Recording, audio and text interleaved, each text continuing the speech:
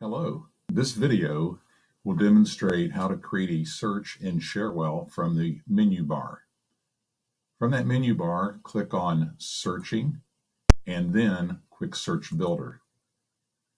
In this particular example, we're going to search incidents, which is the default here under the search type. So we'll leave that selected. In the comparison clause, we're going to start building our search. And the first thing we want to do is to be able to select a specific ITC to include in this search. For this example, we're going to use the ITC of Spark. That value is contained within the incident fields that you can see by expanding the tree and scrolling down to the field called Business Unit. Select Business Unit. We'll leave the operand as equals, and then we can enter the name in the second operator, which would be Spark. Also, we want to make sure that we only include Spark teams in this particular search. So we're going to click on New again, which defaults to a new comparison. Select the drop down in the first comparison clause. Again, expand the incident branch so you see all of the fields. And this time, a shortcut, we can click the letter O. Will get us to the fields that begin with that letter. And then we can scroll down to Owned by Team.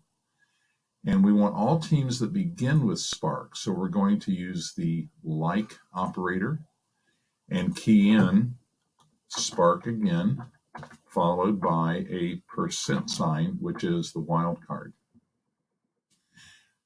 The next thing we want to do is select only tickets that are active. To do that, we need to use a group clause as there are different statuses that represent an active ticket. So this time, from the new option at the top, we're going to select the drop-down arrow just to the right and select Group Clause. You'll notice that it defaults to all of the items in the group must be true. We're going to change that to at least one of the items in the group must be true because any one should include the incident in our search results list. So I'll click at least one of the items in the group must be true. Now I'm going to go back and click on New to add a comparison clause. And this time again, using the drop down, expanding the incident tree, I'm going to key in the letter T.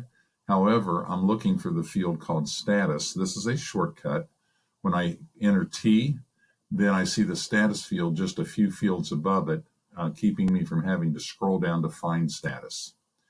So status, I want to see what my options are. I hit the drop down to the right.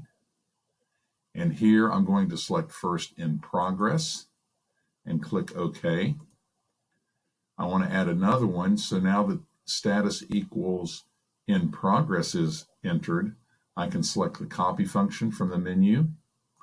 And this time it already includes the or statement, status equals. We'll change this one again. And since we already selected in progress, that's what's displayed. I need to click Show All. Now I will select New and OK. And we want one more status, so I'm going to select the copy function again. And this time, by selecting the drop down and Show All, I'll select our third and final status of pending. So now this particular search will return any incidents that are a business unit or ITC of Spark.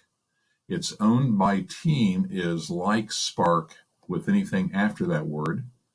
And then any of the three statuses, in progress, new, or pending, and at least one of those has to be true. I can now click OK to execute the search. Now, if you'll notice, this search returned the results in a list. We're going to change that to a grid as that seems to be the most popular. So to do that, click on View and then Results in a Grid. This is a one-time change unless you change it again. So now I get all of my results in a grid, and we can see there are 151 records that match that search description. If for some reason we needed to adjust the search, we simply go back to the searching option in the menu, click on Edit Current Search, and then we can make any changes that we would need to.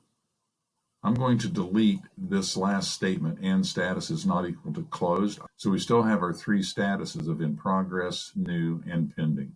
I'll click OK once again, and we get our 151 results. We most likely will want to save this search. So once again, go to the searching menu, and this time select Save Current Search As. You will notice before we enter a name for the search, under search type of incident, we have a scope of user. That'll put it in the logged on users folder. They could put it in a team folder, but we're going to leave it defaulted to user. We're going to call this search Spark All Open Tickets. Click OK. And now that search is safe for us to run again at any other time. So if I go back to the search menu, I can see it here in my list. I could also go into Search Manager, into my test user folder, and see my Spark All Open Tickets. And I could double click it or click Run to run the search again. This completes the video for searching by business unit and status.